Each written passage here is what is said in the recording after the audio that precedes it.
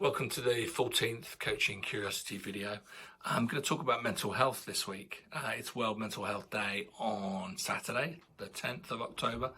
I think it's fantastic these days that everyone is more open to kind of talk about mental health. It used to be kind of treated like a bit of a weakness, I think, if you brought this kind of stuff up, 20 years ago when I was kind of starting out in my career. And I think now it's treated like a really, really great strength if you can be vulnerable or if you show that you care. And after all, we all have physical health, maybe me less so, but we all have physical health and we all have mental health. So it's now perfectly normal to discuss it, which is amazing. And I think some of that's come from the likes of Prince Harry, Prince William and Kate, the great work that they did at front pages on the news. In my old industry of media, MediaCom's global COO, Josh, he often talks about it massively and putting it front and center of a lot of what they do. NABs is a great industry kind of support mechanism, a great organization, and they do a lot for people. But then there's celebrities talking about it. There's documentaries.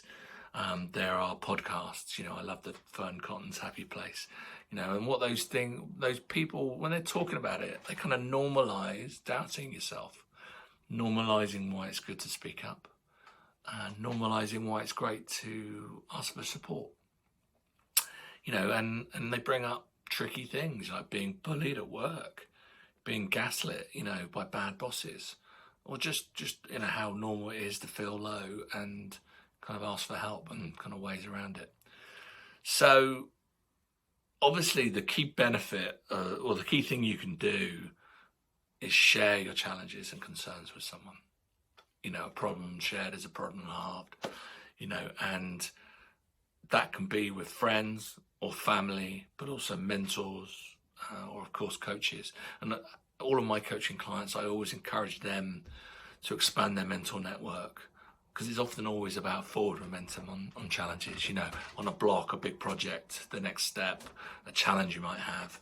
And the question I'll ask them is, who can you talk to move yourself from a 3 to a 4 out of 10 on this?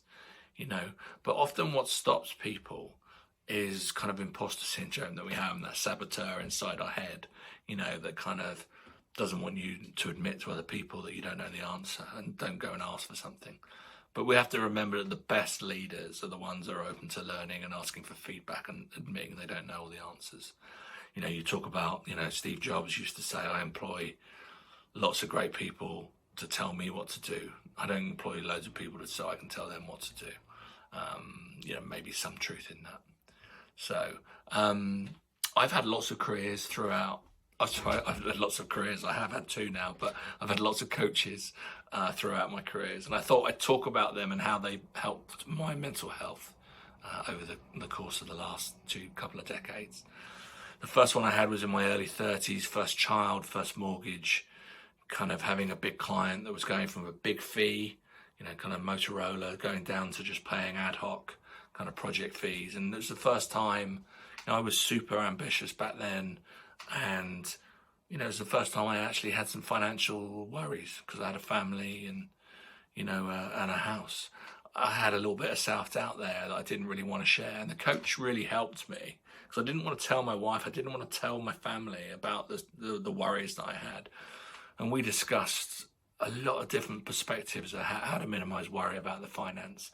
And that was my savings, my notice period, and the security around that, my experience and how it would be fine to get another job, mortgage, holidays, applying for other jobs, updating my CV in parallel, that kind of thing.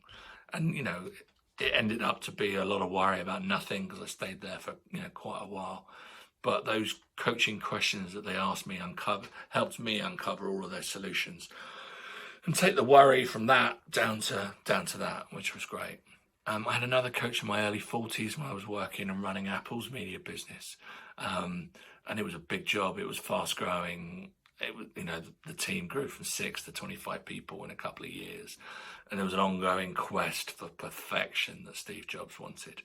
A lot of the concerns I had that affected my mental health were, a little bit of self-doubt when you were being transparent, I think, about things going wrong. internal pressures, very unusual and new to me dynamic of internal pressure from kind of one country to another in terms of putting that pressure on your shoulders, not the clients, but internal pressures. And also support from teams. I was very aware that there were people there that potentially politically were not as supportive as they could have been, and that had a big impact on my mental health. And the coach, the coach that I worked with then, they helped to kind of amplify my successes. They helped me work through the fact that it was drafty up top, and challenging. They helped me increase my mentor things so I could speak to people in other disciplines and speak to other people back at headquarters. That actually really, really helped me. And the coach helped me kind of connect the dots there and kind of say, who can I talk to and who can help. So yeah, I think coaching helped me when the good times, when things were going well. They go, okay, what's going well for you? How can you do more of those? And in the bad times, in the challenging times, actually normalising and getting it from the monkey brain through to the processing kind of brain.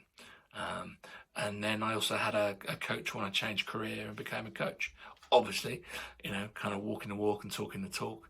But my coach then, she helped me kind of the pressures of starting your own business, the imposter syndrome, actually leaving behind some of the challenges that I'd taken from my other career, backing myself, investing in myself, which was fantastic. So talking to anyone is a great thing to do.